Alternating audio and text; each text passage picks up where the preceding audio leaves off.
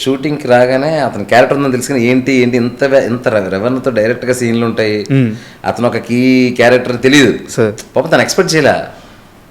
రాగానే షార్ట్ అంతా చెప్పేసి పెట్టి రవణ్ అని ఇలా కొట్టు అదే ఫస్ట్ సీన్లో ఉంటుంది కదా అన్నా అన్నాడు.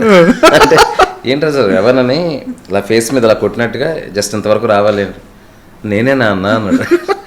నువ్వే కొమరం నీది అదే క్యారెక్టర్, నాగుల్ క్యారెక్టర్ అని చెప్పేసి అప్పుడు మొత్తం చెప్తే కళ్ళమ్మని నీళ్ళు పెట్టేసుకుని దండం పెట్టిపోయాడు. ఏమొద్దు నాగులు, నీ కోసం యాక్చువల్గా నేను వెతుకుతున్నాను.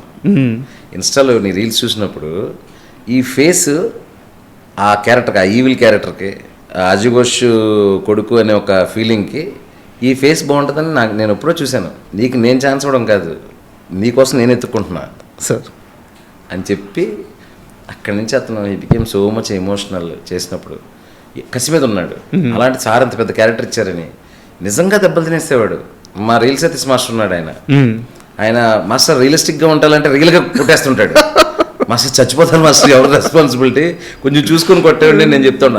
అంటే ఒక పీక్ రియలిజంకి వెళ్ళిపోదాం ఈ సినిమాకి ఫిక్స్ అయిపోయాడు అతను. నాకు భయం వేసేది బంటర్ ముందు కూర్చొని. సో నిజంగా అది కొంచెం టచ్ అయినా, కర్రలు కానీ ఏదైనా టచ్ కొట్టినప్పుడు టచ్ అయినా, 2-3 దెబ్బలు తగిలినా చెప్పేవాడు కాదు. మళ్ళీ చెప్తే తగిలేస్తుందని డైరెక్టర్ గారు ఇంటెన్సిటీ తగ్గించేస్తారేమో అని. ఎందుకంటే ఆలోట్ వెళ్ళిపోయాడు. ఇంకా తనకు అవసరం నా ఎంతకైనా కష్టపడతా అని. ఈ సందర్భంగా అతనికి నేను కూడా థ్యాంక్స్ చెప్తున్నాను కొమరానికి. బట్ చాలా మంచి పేరు వచ్చింది అతనికి. Yes sir.